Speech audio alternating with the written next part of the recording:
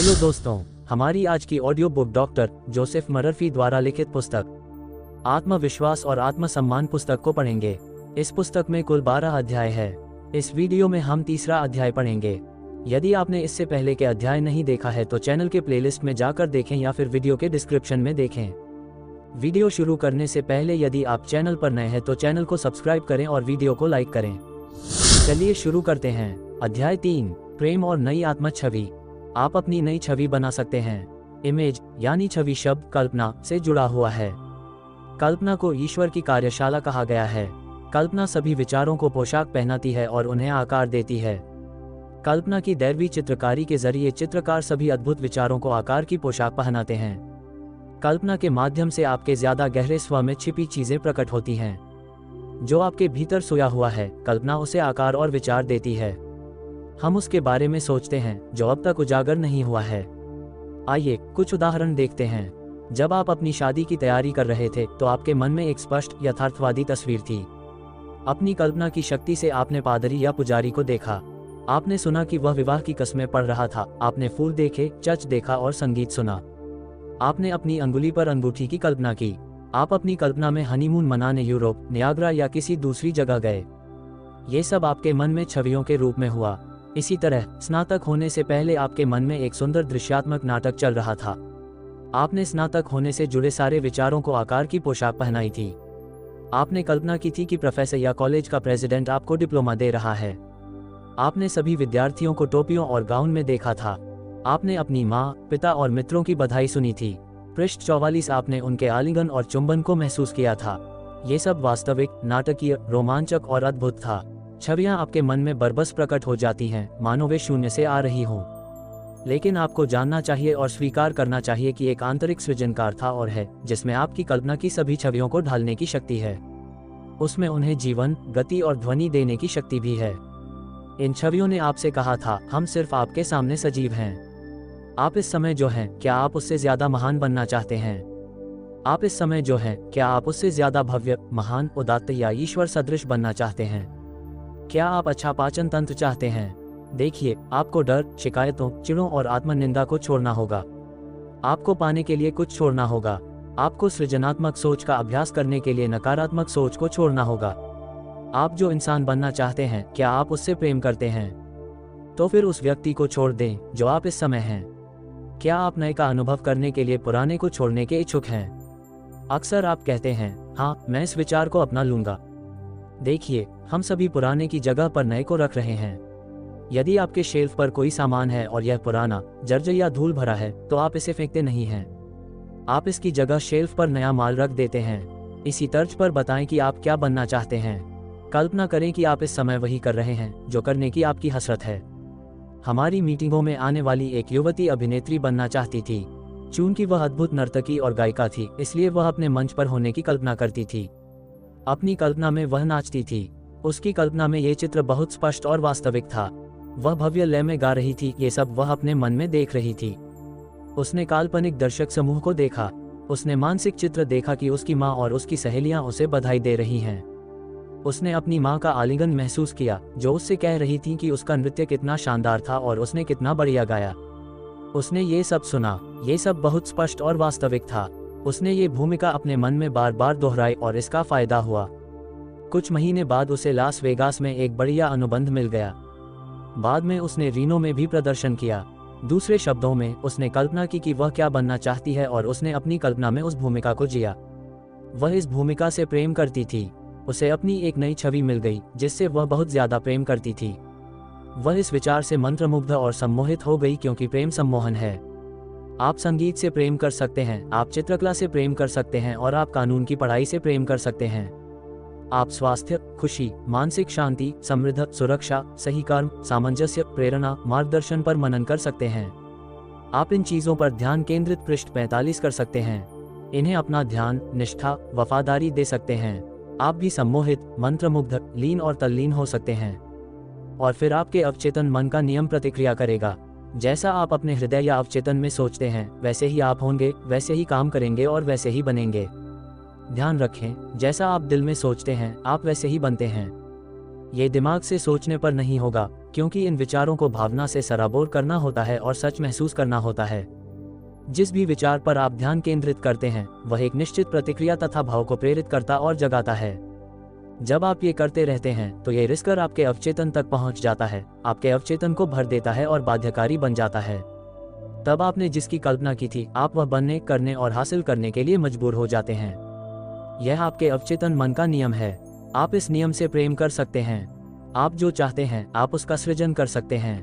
प्रेम डर को बाहर निकाल देता है और जब आप अपनी उच्चतर छवि से प्रेम करने लगते हैं तो सारा डर दूर चला जाता है। आप ये काम इसी समय शुरू कर सकते हैं। आपके लिए इन महान सत्यों पर ध्यान केंद्रित करने का यह एक अद्भुत अवसर है। कल्पना की ये स्पष्ट तस्वीरें आती कहाँ से हैं? कीट्स ने कहा था कि हम में पुरखों की बुद्धिमत्ता है। अगर हम चाहें तो स्वर्ग की पुरानी शराब पी सकते हैं। जीवन में मुश्किलों और परेशानियों से सामना होने पर उन्होंने अपनी कल्पना का समझदारी से इस्तेमाल किया। उनके जीवनी लेखकों ने बताया है कि वे कई घंटे तक काल्पनिक बातचीत करने के आदी थे। वे आदतन ये कल्पना करते थे कि उनका एक मित्र उनके सामने कुर्सी पर बैठकर सही तरीके से जवाब दे रहा है। दूसरे शब्दों में, अगर कोई समस्या उन्हें चिंतित कर रही होती थी तो वे कल्पना करते थे कि उनका मित्र सामान्य मुद्राओं और आवाज के लहजे के साथ उन्हें सही जवाब दे रहा था, जिससे पूरा काल्पनिक दृश्य वास्तविक और स्पष्ट बन जाता था। कल्पना सचमुच ईश्वर की कार्यशाला है। एक व्यवसायी का कारोबार समृद्ध है लेकिन उसका ध्यान नकारात्मकता पर केंद्रित है। ये कल्पना के विनाशकारी उपयोग का उदाहरण है।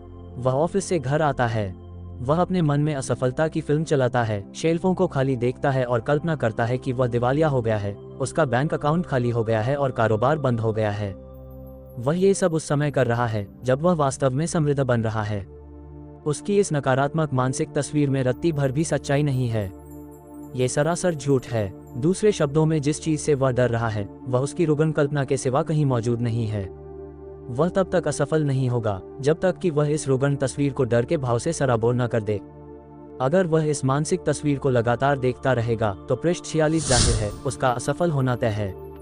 उसके पास असफलता या सफलता का विकल्प मौजूद है, लेकिन उसने असफलता को चुना।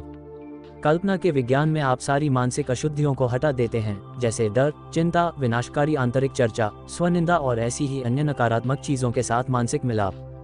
आपको अपना पूरा ध्यान अपने लक्ष्य पर केंद्रित करना चाहिए। जिस तरह उस लड़की ने महान नर्तकी और महान गायिका बनने पर अपना पूरा ध्यान केंद्रित किया, उसी तरह आपको भी जीवन में अपने उद्देश्य या लक्ष्य से भटकने से इनकार कर देना चाहिए। जब आप अपने लक्ष्य की वास्तविकता में मानसिक रूप से तल्लीन हो जाते हैं तो आप अपनी उच्चतर छवि से प्रेम कर रहे हैं। आप इससे प्रेम करते हैं और इसके प्रति निष्ठावान रहते हैं। आप अपनी इच्छा को अपने संसार में साकार होते देखेंगे। बुक ऑफ जोशुआ में कहा गया है, इस दिन चुनो कि तुम किसकी सेवा करोगे। अपना विकल्प ये चुने, मैं उसकी कल्पना करने जा रहा हूँ जो भी चीजें प्यारी और अच्छी हैं, जो भी चीज उदात्त है, जो भी अद्भुत है, जो भी मुझे ज्यादा शांति, ज्यादा स्वास्थ्य, ज्यादा स्फूर्ति और ज्यादा दौलत देती है। इन चीजों पर सोचें। जब आपकी इच्छा और आपकी कल्पना के बीच संघर्ष होता है तो जीत हमेशा कल्पना की होती है। शराबी जानते हैं कि अगर वे इच्छाशक्ति के दम पर शराब पीने की लत से उबरने की कोशिश करते हैं तो वे विपरीत प्रयास के नियम को सक्रिय कर देते हैं। वे जिसके लिए प्रार्थना करते हैं उन्हें उसका उल्टा परिणाम मिलता है, वे असफल हो जाते हैं। वे दरअसल खुद को पीने की ओर धकेल रहे हैं क्योंकि वे लगातार शराब के बारे में सोच रहे हैं। वे गिलास को देख रहे हैं और यही उनके मन में रहता है। लेकिन जब वे मानसिक शांति, संयम और ईश्वर पर ध्यान केंद्रित करते हैं तथा यह एहसास करते हैं कि सर्वशक्तिमान शक्ति उन्हें सहारा दे रही है, तो वे इस बुरी लत से उबर जाएंगे। इच्छा शक्ति के दम पर शराब या किसी दूसरी बुरी आदत से उबरने की कोशिश न करें। इस तरह तो आप बस अपने मन में शराब या बुरी आदत पर ध्यान केंद्रित कर रहे हैं। हर विचार और हर इच्छा का अपना खुद का गणित और क्रियाविधि होती है और यह खुद को गतिशील कर देती है, जिस तरह हर बीज का इसका खुद का गणित और क्रियाविधि होती है। बलूत के बीज की प्रकृति है कि यह वृक्ष बने और वह भी बलूत का। सेब के बीज की प्रकृति सेब का पेड़ बनना है। आप शराब के बारे में जितना ज्यादा सोचते हैं आप शराब पीने के लिए उतने ही ज्यादा बाध्य महसूस करेंगे, क्योंकि आप जिस पर भी ध्यान केंद्रित करते हैं आपका अवचेतन उसे बढ़ा देता है और कई गुना कर देता है। जब आप इस पर लगातार ध्यान केंद्रित रखेंगे तो आप वह चीज करने के लिए मजबूर हो जाएंगे। कल्पना करें कि आप संतुलन में हैं, शांतचित्तता में हैं। कल्पना करें कि आप संतुलित, शांत, तनावरहित हैं और वह कर रहे हैं जिसे करने से आप प्रेम करते हैं। मैं न्यूयॉर्क के एक अटॉर्नी को जानता हूं जो शराबी था और उसका अंत गटर में हुआ। वह भीख मांगने लगा। वह अपनी शराब की लत को सचमुच छोड़ना चाहता था। मेरे सुझाव पर उसने पृष्ठ 47 कल्पना की कि वह दोबारा अपनी डेस्क पर पहुंच गया है। उसने अच्छी तरह दाढ़ी बना ली है। वह शानदार सूट पहनकर जज के सामने एक मुवक्किल का मुकदमा लड़ रहा है। ये सब कल्पना में था। वह अपने मन में एक फिल्म चला रहा था। उसने कहा, मैं वहीं पहुंचना चाहता हूं, एटॉर्नी की पुरानी भूमिका में, अपने मुवक्किल के लिए मुकदमा लड़ते हुए, उसकी मदद करते हुए, उसे सलाह देते हुए, और इसी तरह उसने उस भूमिका को जिया। जब आशंका या घबराहट या प्रलोभन आया तो उसने अपने मन में उस तस्वीर को दोबारा देखा। उसने ये बार बार किया, हर बार किया। स्वाभाविक रूप से परासरण की क्रिया के जरिए ये तस्वीर रिसकर उसके अवचेतन मन में पहुंच गई। फिर अवचेतन ने कमान संभाल ली और उसे संयम तथा मानसिक शांति में पहुंचने के लिए मजबूर कर दिया। नहीं, हम दिवास्वप्न की बात नहीं कर रहे हैं। अगर आप किसी पर्वत शिखर को देखें और कहें, ओह, मैं वहां नहीं पहुंच सकता, मैं बहुत बुरा हूं, मेरे पास कोई मौका नहीं है, नहीं। लेकिन सच्ची कल्पना यह है कि आप पर्वत शिखर को देखकर इसके नीचे एक बुनियाद रख दें और कहें, मैं उस शिखर तक चढ़ने जा रहा हूं। फिर आप चढ़ जाएंगे, क्योंकि आपने अपना मन बना लिया है। हम कोरी कपोल कल्पना की बात नहीं कर रहे हैं। आप जो कर रहे हैं और आप उसे क्यों कर रहे हैं, उसमें आपको विश्वास होना चाहिए। फिर आपको परिणाम मिल जाएंगे। आप जैसा महसूस करते हैं उसके बावजूद कल्पना करें कि आप वैसे बन गए हैं जैसे आप बनना चाहते हैं। शानदार प्रदर्शन पर जोर दें, हालांकि आप सोचते हैं कि आप असफल हैं। हालांकि आप में ऐसा करने की ज्यादा इच्छा नहीं होगी, लेकिन अपने मन को अनुशासित करें। नकारात्मक छवियों को बाहर निकाल दें। अपनी कल्पना, अपने ध्यान को बार बार उस दिशा में मोड़ें जिधर आप जाना चाहते हैं और जो आप बनना चाहते हैं। आप वह बन जाएंगे। खुद को वह बनने और करने की भूमिका में ढालें जैसा बनने या करने की वर्तमान में आप में इच्छा या प्रवृत्ति नजर नहीं आती है। इसे बार बार करते रहें, जिस तरह आपने चलना या गोल्फ खेलना या तैरना सीखा था। जब आप ये करना जारी रखते हैं तो आपका अवचेतन उस चित्र को सोख लेता है। फिर यह आदत बन जाती है जो आपकी चेतन सोच और कार्य पर आपके अवचेतन की प्रतिक्रिया है। यह एक स्वचालित प्रतिक्रिया है, इसलिए इसे बार बार करते रहें, बशर्ते ये तार्किक हो, बशर्ते यह आपके मन को स्वीकार्य हो। यह आपका जीवित हिस्सा बन जाता है। हाँ, आपको भूमिका की कल्पना करनी होगी। आपको उस भूमिका की कल्पना करनी होगी और उस भूमिका को जीना होगा। इस तरह आप सहारे और शक्तियां बना रहे होंगे, क्योंकि सर्वशक्तिमान शक्ति प्रतिक्रिया करेगी और आप संयम व मानसिक शांति पाने के लिए मजबूर महसूस करेंगे, क्योंकि यह आपके मन का नियम है। कुछ समय पहले मैं एक दंपति के आगरा पर रेनो गया, जो 20 साल से एक साथ रह रहे थे और अब तलाक लेने के बारे में सोच रहे थे। पति पत्नी से बात करते समय मैंने पाया कि पत्नी हमेशा अपने पति को आदतन नीचा दिखाती रहती थी। उसने स्वीकार किया कि वह प्रायः रेस्तराओं और निजी सामाजिक समारोहों में उस पर भद्दी टिप्पणियां करती रहती। पृष्ठ 48 थी। पति की शिकायत थी कि वह लगातार उस पर बेवफाई का आरोप लगा रही थी, जो उसकी कल्पना की उपज थी। इस महिला को क्रोध के भयंकर दौरे पड़ते रहते थे। वह बहुत ज्यादा ईर्ष्यालु थी और इस बात की जिद पकड़े हुए थी कि वह वैवाहिक विवादों के लिए किसी तरह से जिम्मेदार नहीं थी।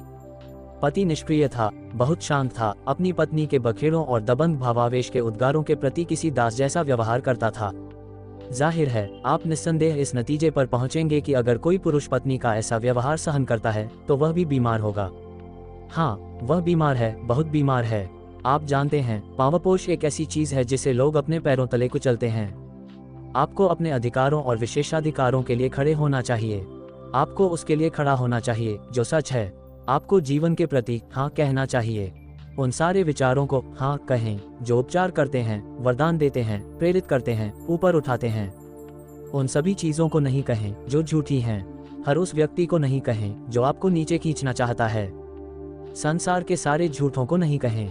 उन्हें स्वीकार करने से पूरी तरह इनकार कर दें। पत्नी ने कहा कि वह एक ऐसे घर से आई है जहां उसकी माँ दबंग थी। उसकी माँ उसके पिता पर हुकूमत करती थी और सुबह शाम उन्हें धोखा देती थी। उस महिला ने कहा, मेरी माँ में कोई नैतिकता नहीं थी, वे क्रूर और लापरवाह थीं। मेरे पिता मूर्ख थे, वे आरा मतलब थे, आसपास हो रही चीजों के प्रति अंधे थे और मेरी माँ के गुलाम थे। मैंने उसे बताया कि उसके इस तरह के व्यवहार के पीछे क्या कारण है। एक पुरानी कहावत है, स्पष्टीकरण ही इलाज है। पहली बात, उसे बचपन में कोई प्रेम या सच्चा स्नेह नहीं मिला।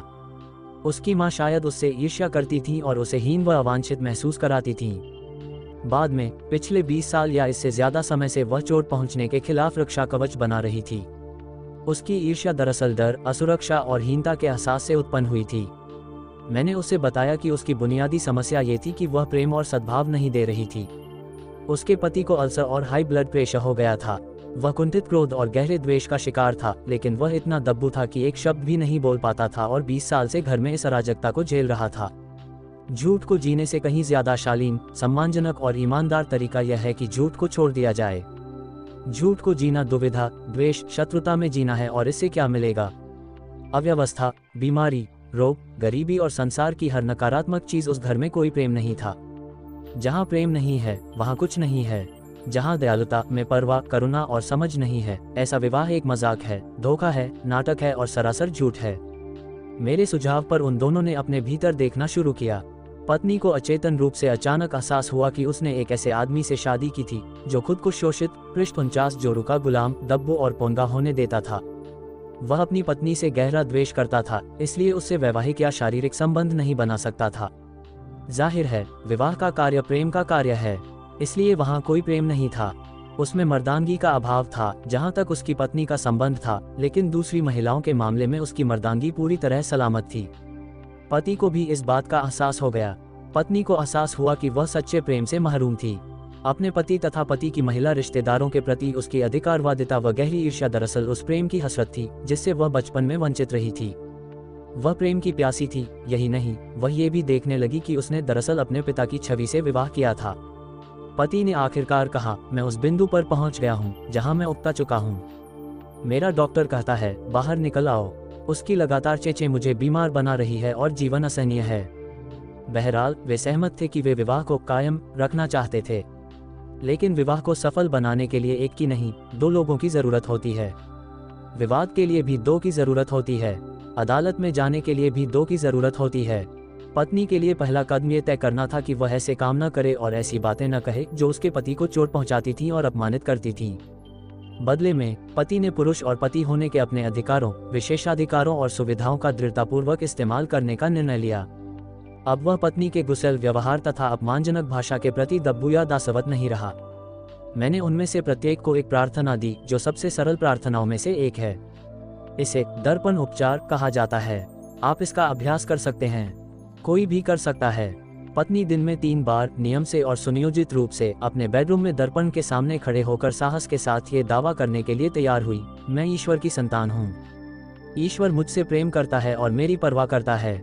मैं अपने पति तथा उसके रिश्तेदारों के प्रति प्रेम, शांति और सद्भाव संचारित करती हूँ। जब भी मैं अपने पति के बारे में सोचती हूँ, मैं हर बार ये दावा करूंगी, मैं आपसे प्यार करती हूँ और मैं आपकी परवाह करती हूँ। मैं खुशहाल, प्रेमपूर्ण, दयालु और सौहार्दपूर्ण हूँ।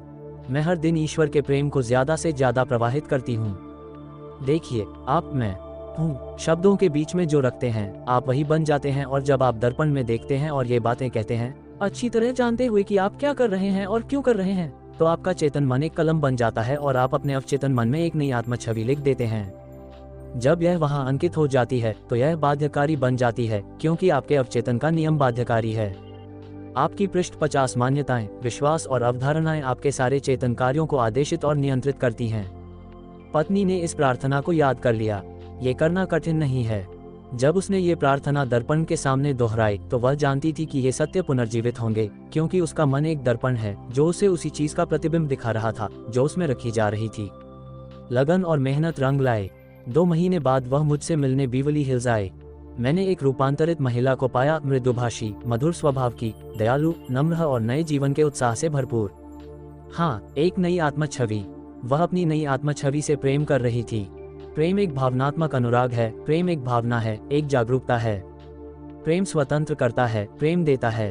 प्रेम ईश्वर की आत्मा है और आप, जैसा मैंने कहा था कि संगीत से प्रेम कर सकते हैं, आप चित्रकला से प्रेम कर सकते हैं। एडिसन विद्युत के सिद्धांत के प्रेम में पड़ गए थे। आइंस्टाइन गणित के सिद्धांत से प्रेम करने लगे थे, इसमें तल्लीन हो गए थे, इससे मंत्रमुग्ध और सम्मोहित हो गए थे। इसी कारण इसने उन्हें अपने सारे राज बता दिए। ओह हाँ, आप पशुपालन या खेती से भी प्रेम कर सकते हैं। आप पौधों और फूलों से भी प्रेम कर सकते हैं। आप किसी उद्देश्य से भी प्रेम कर सकते हैं। प्रेम डर को बाहर निकाल देता है। उस महिला के पति का आध्यात्मिक नुस्खा दिन में 2 बार लगभग 5 मिनट तक दर्पण के सामने खड़े होकर ये दावा करना था। अब वह खुद से बात कर रहा है। 11 आप शक्तिशाली, दमदार, प्रेमपूर्ण, सौहार्दपूर्ण, प्रकाशित और प्रेरित हैं। आप जबरदस्त रूप से सफल, खुश, समृद्ध और कामयाब हैं। आप अपनी पत्नी से प्रेम करते हैं और वह आपसे प्रेम करती है। जब भी आप उसके बारे में सोचते हैं, आप कहेंगे कि मैं आपसे प्रेम करता हूं और मैं आपकी परवाह करता हूं। अब वहां सद्भाव है जहां पहले दुर्भाव था, अब वहां शांति है जहां पहले दर्द था, और अब वहां प्रेम है जहां पहले नफरत थी। स्पष्टीकरण ही इलाज था। यह असंभव है कि आप दर्पण के सामने खड़े होकर ये चीजें दृढ़तापूर्वक कहें और आपको परिणाम नहीं मिले, क्योंकि आप इन चीजों को अपने अवचेतन मन पर लिख रहे हैं। आप इन्हें वहां अंकित कर रहे हैं। आप दोहराव, आस्था और अपेक्षा से इन सत्यों को अपने अवचेतन में भर रहे हैं। आस्था ये जानना है कि आप क्या कर रहे हैं और क्यों कर रहे हैं। बीज अपने ही जैसी फसल देते हैं। सेब के बीज की प्रकृति सेब का पेड़ बनना है। आपके विचारों की प्रकृति भी यही होती है कि वे अपने जैसे ही विचार देते हैं। यह आपकी छवि की प्रकृति है कि यह संसार के पर्दे पर प्रकट हो जाएगी। ये जीवन का नियम है। हालांकि शुरुआत में वह खुद को पाखंडी मान रहा था, लेकिन जब उसने अपने बारे में इन सत्यों का दावा किया तो इस आदमी को एहसास हुआ कि दोहराव से ये सत्य धीरे धीरे उसके अवचेतन में धंस गए। चूंकि अवचेतन का नियम बाध्यकारी है, इसलिए वे दोनों ही पृष्ठ 51 उसे व्यक्त करने के लिए मजबूर हुए, जिसे उन्होंने अपने विचारों पर अंकित किया, क्योंकि यही मन का नियम है। मैंने कुछ समय पहले एक परेशान हाल लड़के से बात की, जिसे उसकी चाची मेरे पास लाई थी। उसकी समस्या पर बातचीत करने से यह स्पष्ट हो गया कि उसके मन में दबंग माँ की छवि थी, जो न तो उससे प्रेम करती थी, न ही उसे समझती थी। जहाँ तक वह याद कर सकता था, बचपन से लेकर 15 साल की उम्र तक वे शारीरिक दंड और आलोचना व निंदा के जरिए आज्ञा पालन कराती थीं। अब वह 18 साल का है। उसने दावा किया कि उसे किसी के साथ भी तालमेल बैठाने में बहुत मुश्किल होती है। उसकी चाची ने कहा कि वे उसे अपने घर ले आईं, जहाँ प्रेम और सौहार्द का माहौल है। लेकिन यहाँ आकर वह अपने चचेरे भाई बहनों से जलने लगा, जिन्हें इतना प्यार करने वाले माता पिता मिले थे। मैंने उसे समझाया कि उसका वर्तमान नजरिया बस एक रक्षा तंत्र है, जिसकी वजह से वह दयालु और दोस्ताना लोगों को अस्वीकार करता है। ये सब उसके बचपन के सदमे भरे अनुभवों की वजह से हुआ है। उसके पिता ने उसकी मां को तब छोड़ दिया था जब वह 1 साल का था, और वह अपने पिता से भारी नफरत करता था, जिन्हें उसने कभी नहीं देखा था और जिन्होंने उसके साथ कभी संपर्क नहीं किया था। इस युवक को समझ में आने लगा कि बेशक उसकी मां खुद से नफरत करती थी, क्योंकि इंसान को किसी दूसरे से नफरत करने से पहले खुद से नफरत करनी होती है। वह महिला उस नफरत को अपने पूर्व पति, अपने बेटे और अपने सभी करीबी लोगों की ओर प्रसारित कर रही थी। लड़के के लिए उपचार सरल था। मैंने उसे बताया कि उसे तो बस ये करना है कि वह अपने मन में मौजूद अपनी मां की छवि को बदल ले। मन के नियमों पर बातचीत करते समय उसे एहसास हुआ कि उसके मन में उसकी मां की जो छवि थी, वही उसकी खुद के बारे में भी छवि थी, क्योंकि उसके मन में जो भी छवि मौजूद रहेगी, वही उसका अवचेतन उसके शरीर व परिस्थितियों में भरेगा। तकनीक ये थी, उसने अपने मन में मां की खुश, सुखद, शांतिपूर्ण और प्रेमपूर्ण तस्वीर रखी। यह कोई भी कर सकता है। कोई भी यह कर सकता है जो ये करना चाहता है। आप जिसे चाहते हैं उसे कितना ज्यादा चाहते हैं। हाँ, अगर आप महान संगीतज्ञ बनना चाहते हैं तो आप बैठकर रियाज करेंगे, आप अध्ययन करेंगे, आप मेहनत करेंगे, जाहिर है आप महान संगीतकार बन जाएंगे। इस युवक ने कल्पना की कि उसकी मां मुस्करा रही थी, दमक रही थी, उसे गले लगा रही थी और कह रही थी, मैं तुमसे प्यार करती हूँ, मुझे खुशी है कि तुम लौट आए। वह आलिंगन की गर्मी को, अपने गाल पर चुंबन को महसूस कर सकता था। वह मां के हाथ और उनकी अंगुलियों के स्पर्श को महसूस कर सकता था। वह इसकी स्वाभाविकता, ठोसत्व और सच्चाई को महसूस कर सकता था। आप भी ऐसा ही कर सकते हैं। वे बार बार उस युवक से कह रही हैं, मैं तुमसे प्यार करती हूँ, मुझे खुशी है कि तुम लौट आए। 6 पृष्ठ 52 सप्ताह बाद मुझे इस युवक का संदेश मिला। वह रेनो में अपनी मां के पास लौट चुका है और उसे एक इलेक्ट्रॉनिक्स फर्म में बढ़िया नौकरी मिल गई है। उसने अपनी मां की पुरानी छवि को खत्म कर दिया है और विनाशकारी, नफरत भरी छवि से मुक्ति पाली है। साथ ही उसने एक नई आत्मा छवि पाली है, जिसने उसके जीवन का कायाकल्प कर दिया। दैवी प्रेम उसके हृदय में प्रविष्ट हो गया और प्रेम ने अपने से विपरीत हर चीज को घोल दिया। में प्रेम स्वतंत्र करता है, प्रेम देता है, प्रेम ईश्वर की आत्मा है। प्रेम अहंकारी नहीं होता, प्रेम दयालु है। आस्था प्रेम के जरिए काम करती है। प्रेम अपने से भिन्न हर चीज को घोल देता है। प्रेम अग्नि जैसा है, यह अपनी गर्मी कमरे के सभी कोनों तक पहुंचाता है। इसमें न तो ऊंचाई है, न ही गहराई है, न तो लंबाई है, न चौड़ाई है। यह न तो आता है, न ही जाता है, लेकिन ये सारी जगह भर लेता है और प्राचीन लोगों ने इसे प्रेम कहा है। प्रेम हृदय की पुकार है। प्रेम सबके प्रति सद्भाव है।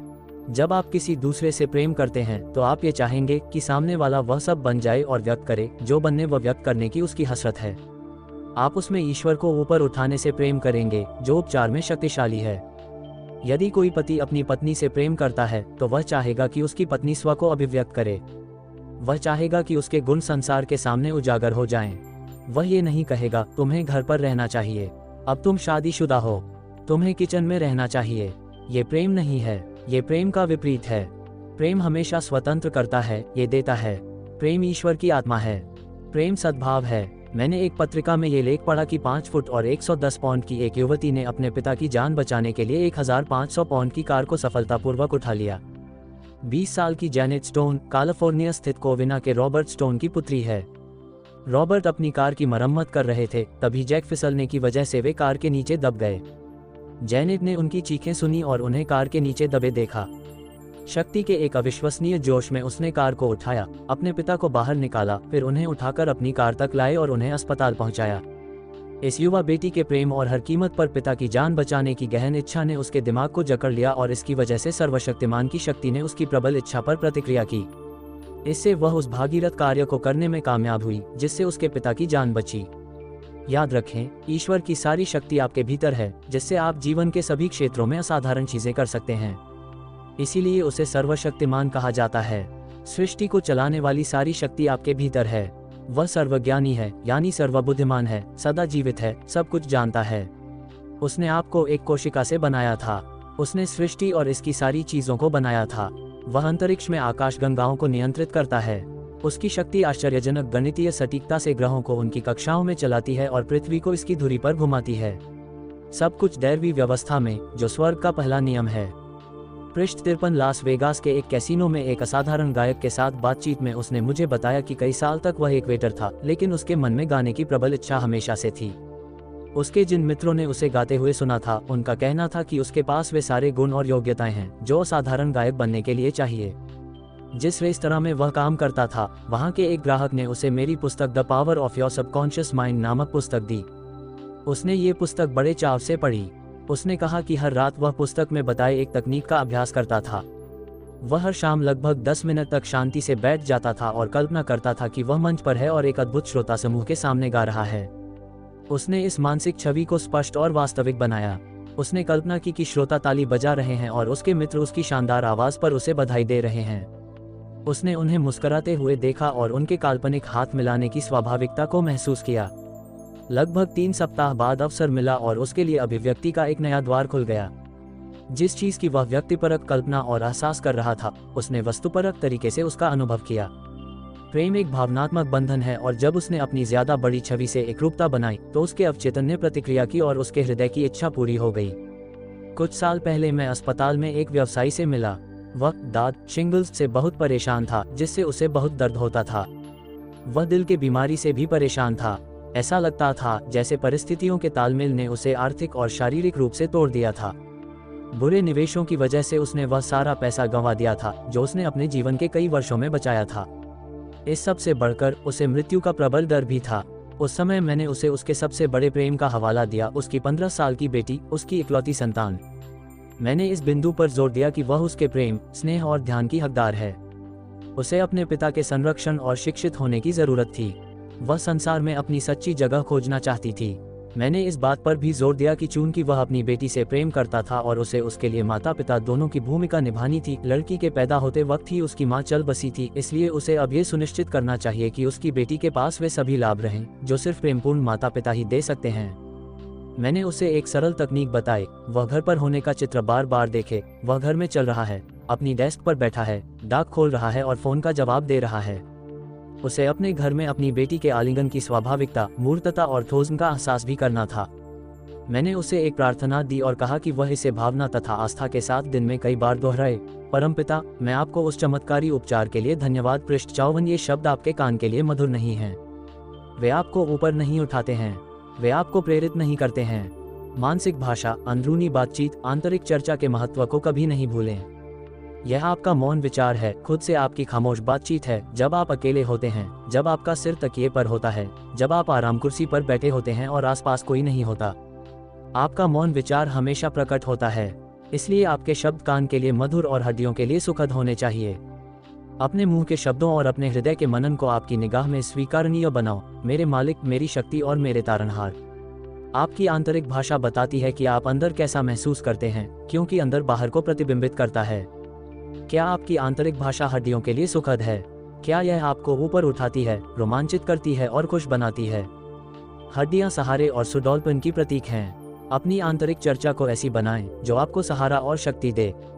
इसी समय आदेश दें, इसे अर्थपूर्ण ढंग से और प्रेम से कहें, इस पल के बाद मैं अपनी मानसिक खुराक के लिए अपने मन में सिर्फ वही विचार आने दूंगा जो मेरी आत्मा का उपचार करते हैं, आशीष देते हैं, प्रेरित करते हैं, शक्ति देते हैं, ऊपर उठाते हैं और गरिमा देते हैं। यदि आप अस्पताल में हैं तो अपनी ये तस्वीर देखें कि आप दोबारा अपने परिवार के पास घर लौट गए हैं या काम करने के लिए अपनी डेस्क पर पहुंच गए हैं। फुटबॉल के मैदान में जिस खिलाड़ी के टखने को चोट लगी थी वह अस्पताल में पट्टे में बंधा पड़ा है। आप क्या सोचते हैं वह कौन सी तस्वीर देख रहा होगा? उसकी तस्वीर यह होगी कि वह दोबारा फुटबॉल के मैदान में लौट चुका है और फुटबॉल को पैरों से मार रहा है। अगर उसके मन में वह तस्वीर नहीं होगी तो वह कभी अस्पताल से बाहर नहीं जा पाएगा। कल्पना करें कि कोई व्यक्ति अस्पताल में ये कह रहा हो, मेरा खेल खत्म हो गया, अब वक्त पूरा हो चुका है, मैं यहाँ से कभी बाहर नहीं निकल पाऊंगा, मेरा रोग असाध्य है। वह वही बना रहेगा। लेकिन देखिए, जब आप अस्पताल में होते हैं तो आपके मन में ये तस्वीर होती है कि आप अपने प्रियजनों के साथ घर पर हैं, इसीलिए आप घर लौटते हैं। अगर आपके मन में वह तस्वीर न हो तो आप कभी अस्पताल से बाहर नहीं निकल पाएंगे। हाँ, कल्पना ईश्वर की कार्यशाला है। ये व्यक्ति को व्यक्ति से अलग करती है। यह अंधकार भरे संसार में प्रकाश स्तंभ है। आप जिस चीज की कल्पना करते हैं वह आपकी इच्छा बताती है। इसी तरह से आप चीजों को चाहते हैं। यह आपकी पूर्ण इच्छा की तस्वीर है। यह एक नए पद या स्वास्थ्य की तस्वीर हो सकती है। अपने शब्दों, अपने खामोश विचारों और भावनाओं को चांदी की तस्वीर यानी अपनी इच्छा के साथ सहमत और सामंजस्यपूर्ण होने दें। इच्छा और भावना जब एक साथ होंगी तो उनका मानसिक विवाह हो जाएगा और वे मिलकर आपकी प्रार्थना का जवाब उत्पन्न कर देंगी। पृष्ठ 55 देता हूँ जो इस समय घटित हो रहा है। ईश्वर मुझसे प्रेम करता है और मेरी परवाह करता है। उस आदमी ने इन निर्देशों का निष्ठापूर्वक पालन किया। कुछ सप्ताह बाद जब वह अस्पताल में लेटकर अपने घर की डेस्क पर अपने होने का चित्र देख रहा था तो अचानक कुछ हुआ। उसने कहा, मुझे ऐसा महसूस हुआ जैसे मुझे अंधकार से निकालकर चौंधियाने वाली रोशनी में ऊपर उठाया गया है। मुझे महसूस हुआ कि दैवी प्रेम मेरी आत्मा में भर रहा है।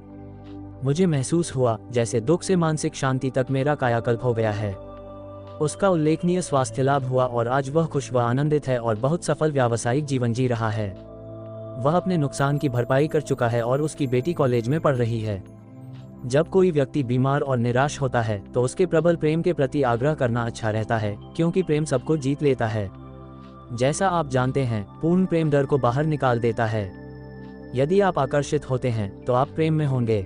आप वही हैं जो होने की आप कल्पना करते हैं। इसलिए कल्पना करें कि आप बेहद सफल हैं। कल्पना करें कि आप वह कर रहे हैं जो करने की आप हसरत रखते हैं। इसे करते रहें, इसे बार बार करें। एक डॉक्टर ने एक आदमी को बताया कि उसे सिगरेट छोड़नी थी।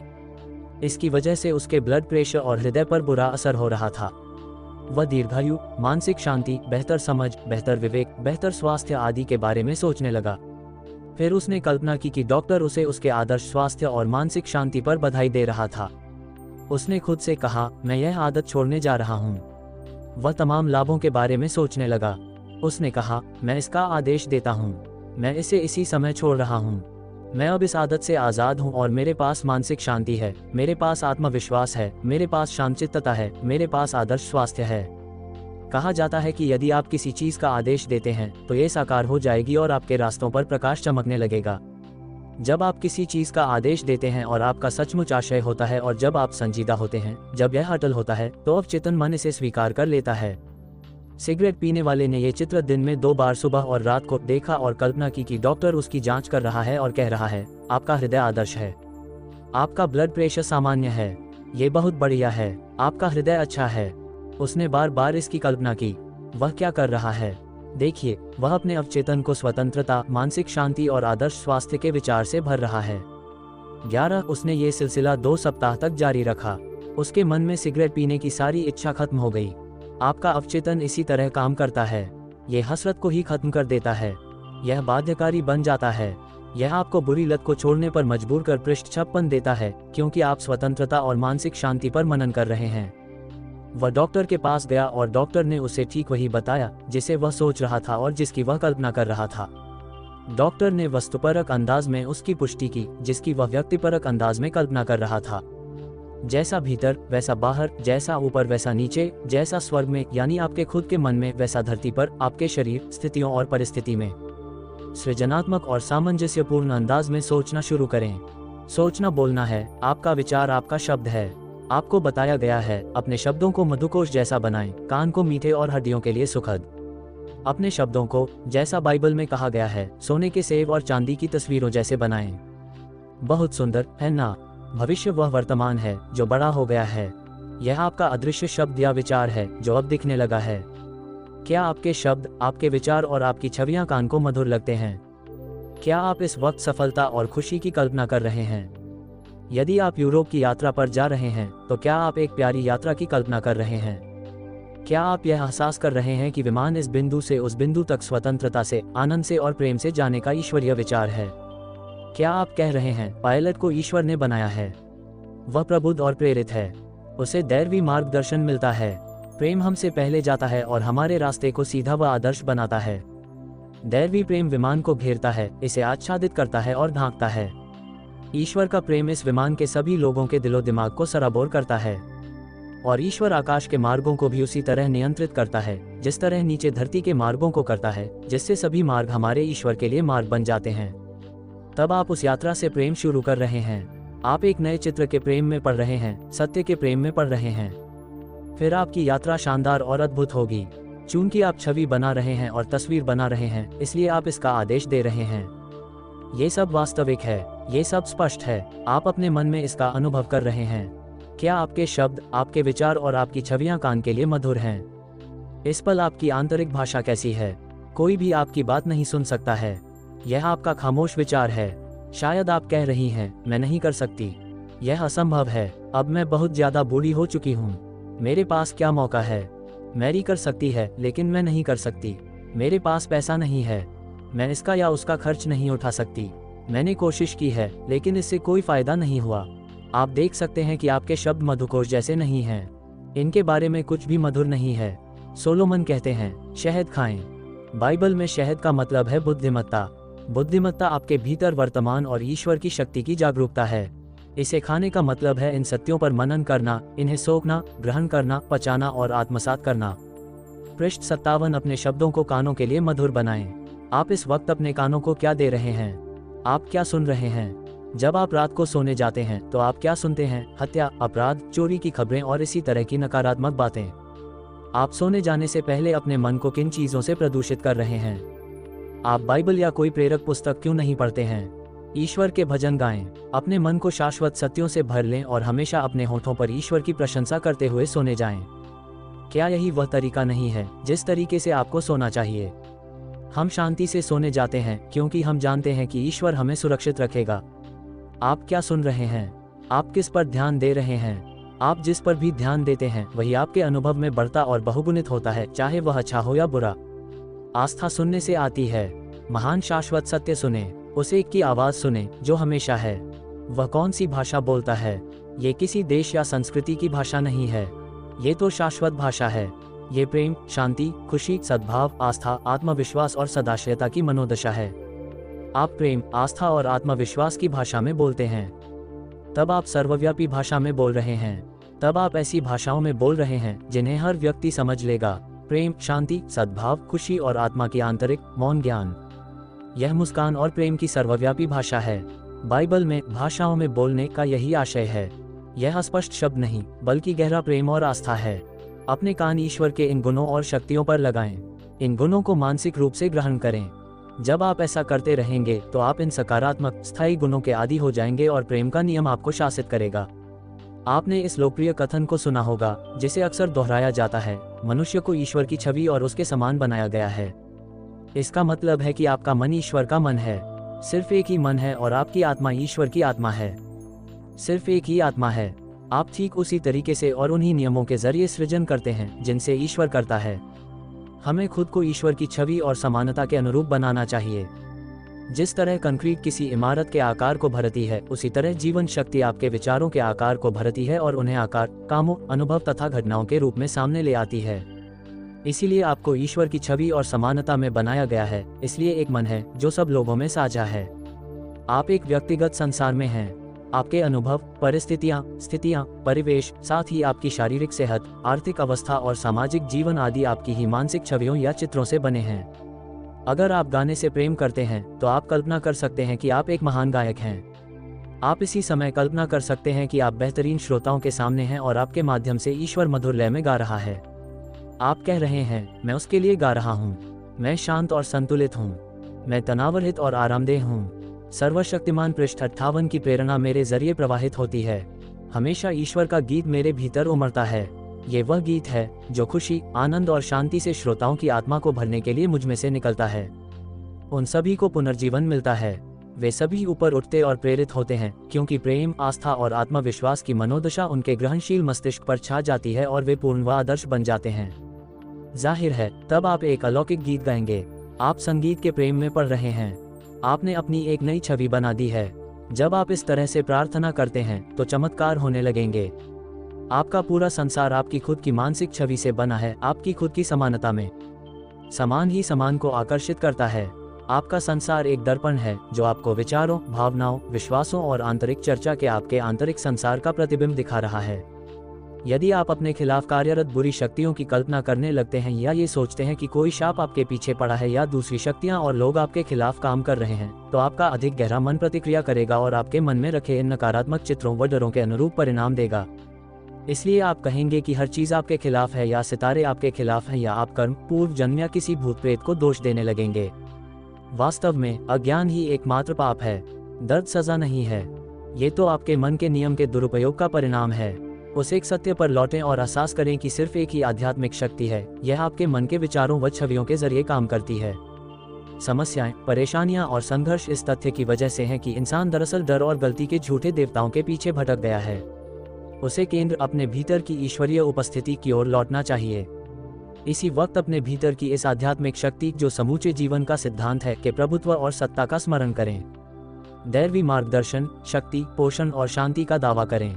फिर यह शक्ति इसी अनुरूप प्रतिक्रिया करेगी। अब मैं ये बताऊंगा कि आप कैसे निश्चित रूप से और सकारात्मक रूप से अपने अवचेतन मन को कोई विचार या मानसिक चित्र दे सकते हैं। किसी इंसान का चेतन मन व्यक्तिगत और चुनिंदा होता है। ये चुनता है, चयन करता है, तौलता है, विश्लेषण करता है, चीरफाड़ करता है और जांच पड़ताल करता है। यह विवेचनात्मक और निगमनात्मक दोनों तरीकों से तर्क करने में सक्षम होता है। व्यक्तिपरक या अवचेतन मन चेतन मन के अधीन होता है। इसे चेतन मन का सेवक कहा जा सकता है। अवचेतन मन चेतन मन के आदेशों का पालन करता है। आपके चेतन विचार में शक्ति होती है। आप जिस शक्ति से परिचित हैं वह है विचार।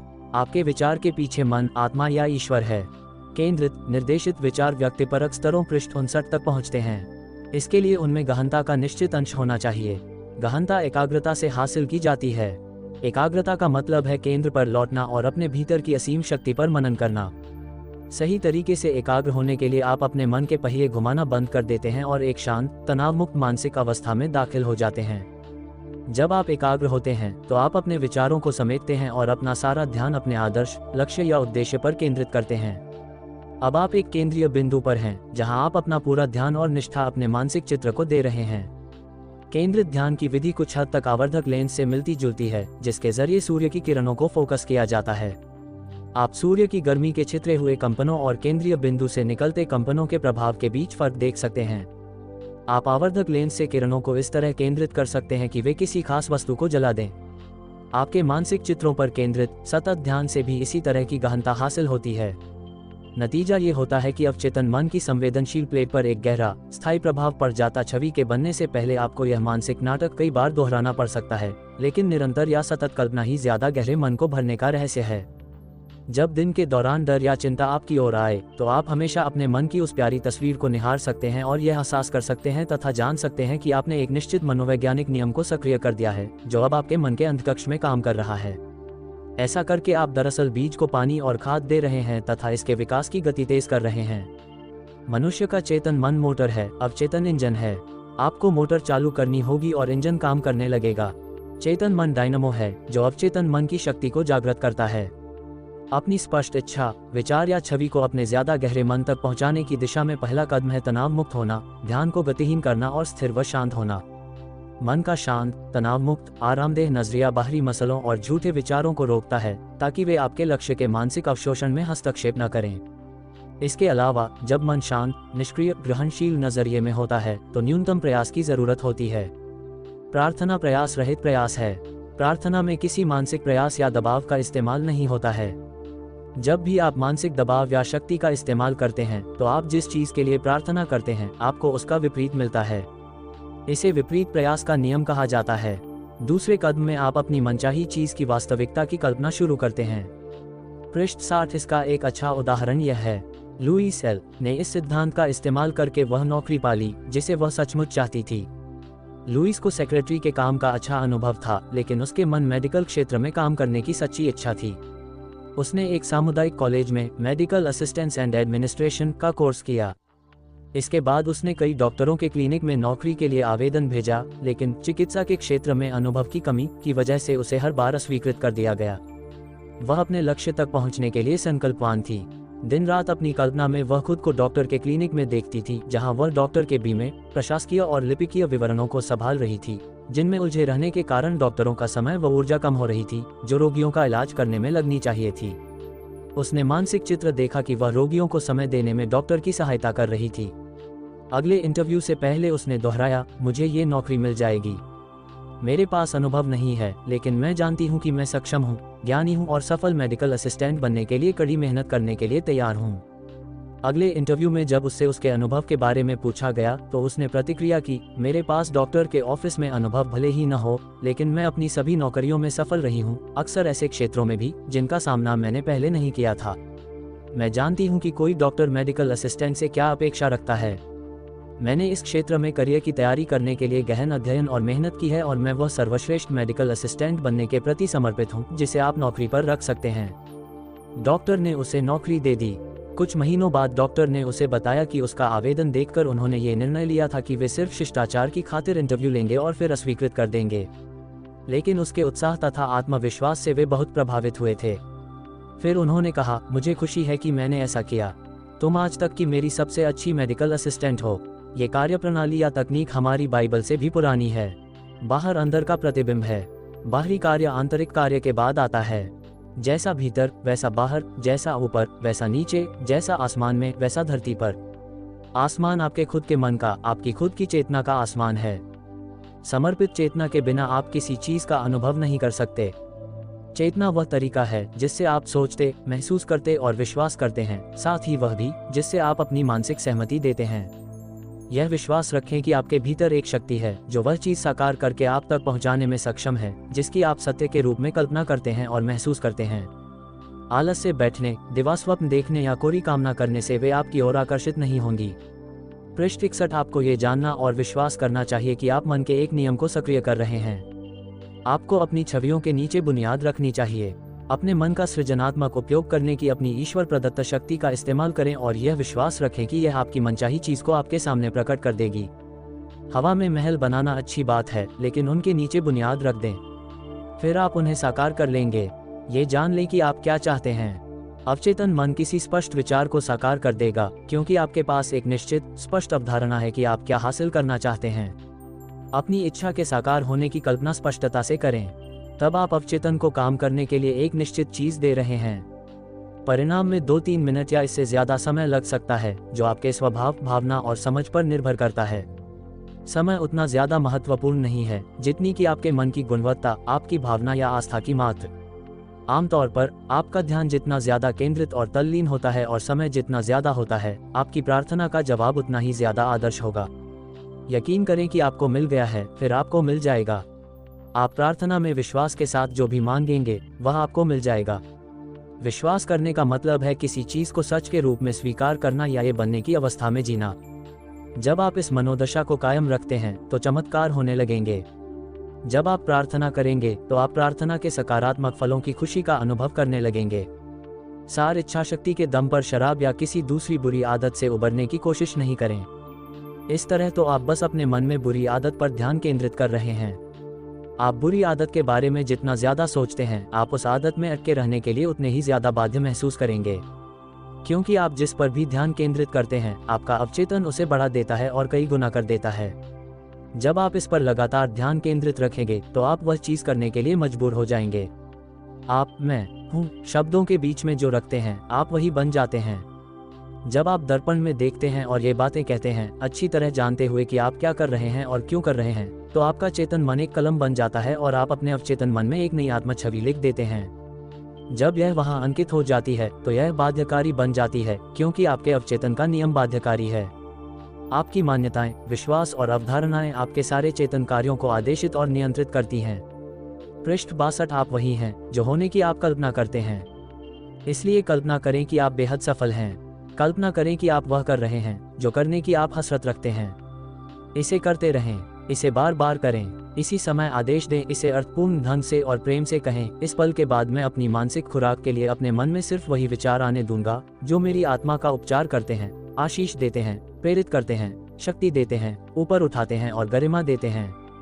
मानसिक भाषा, अंदरूनी बातचीत, आंतरिक चर्चा के महत्व को कभी नहीं भूलें। यह आपका मौन विचार है, खुद से आपकी खामोश बातचीत है, जब आप अकेले होते हैं, जब आपका सिर तकिए पर होता है, जब आप आराम कुर्सी पर बैठे होते हैं और आसपास कोई नहीं होता। आपका मौन विचार हमेशा प्रकट होता है। चेतन मन मोटर है, अवचेतन इंजन है। आपको मोटर चालू करनी होगी और इंजन काम करने लगेगा। चेतन मन डायनामो है जो अवचेतन मन की शक्ति को जागृत करता है। ये जान लें कि आप क्या चाहते हैं। अवचेतन मन किसी स्पष्ट विचार को साकार कर देगा, क्योंकि आपके पास एक निश्चित स्पष्ट अवधारणा है कि आप क्या हासिल करना चाहते हैं। अपनी इच्छा के साकार होने की कल्पना स्पष्टता से करें, तब आप अवचेतन को काम करने के लिए एक निश्चित चीज दे रहे हैं। इसके आगे का अध्याय देखने के लिए चैनल के प्लेलिस्ट में जाकर देखें या फिर वीडियो के डिस्क्रिप्शन में देखें। धन्यवाद।